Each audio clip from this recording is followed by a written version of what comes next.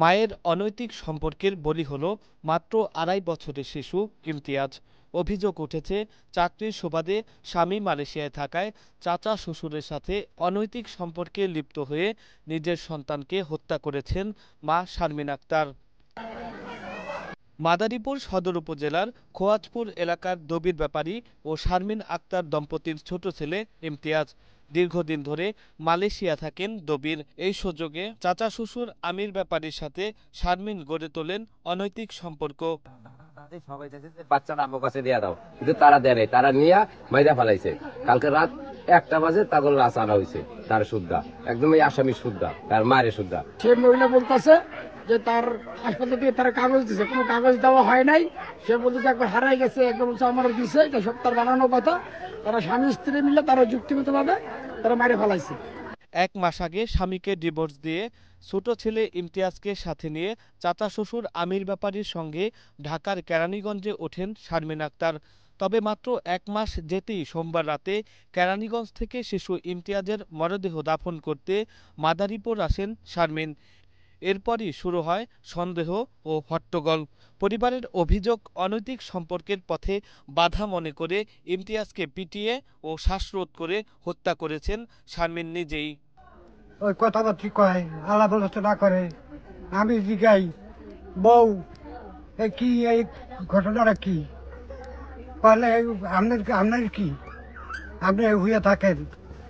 বউ আমির ব্যাপারীর সাথে সম্পর্ক করে আল্লাহে চলে গেছে। চলে যাইয়া ছোট পোলা লইয়া চলে গেছে, বড় পোলা খালার বাড়িতে ছুঁয়ে গেছে।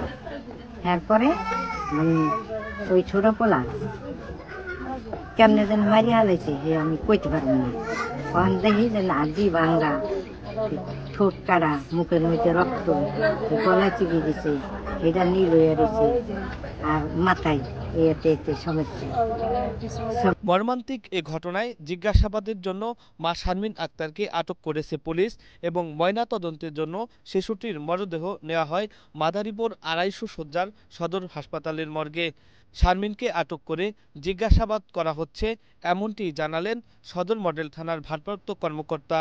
মৃত ছেলেটির প্রকৃত কি কারণে মারা গেছে তার সঠিক কারণ নির্ধারণের জন্য তাকে পোস্টমর্টম ময়নাতদন্তের জন্য হাসপাতালে প্রেরণ করা হয়েছে।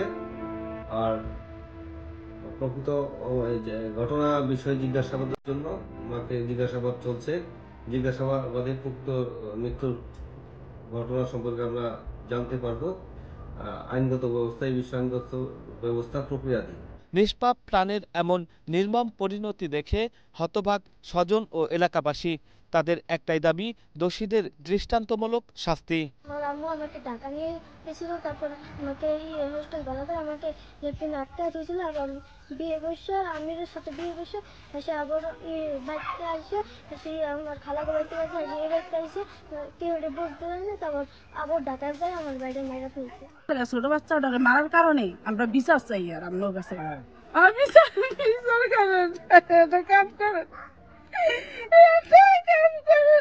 জানা গেছে 2 বছর আগে দেশে এসে আবারও মালয়েশিয়া ফিরে যান ইমতিয়াজের বাবা দবির ব্যাপারী। দবিরের 7 বছরের আরও এক ছেলে রয়েছে গ্রামের বাড়িতে দাদা দাদির সাথে। Shamim Hossain Shamon, Asian television news desk.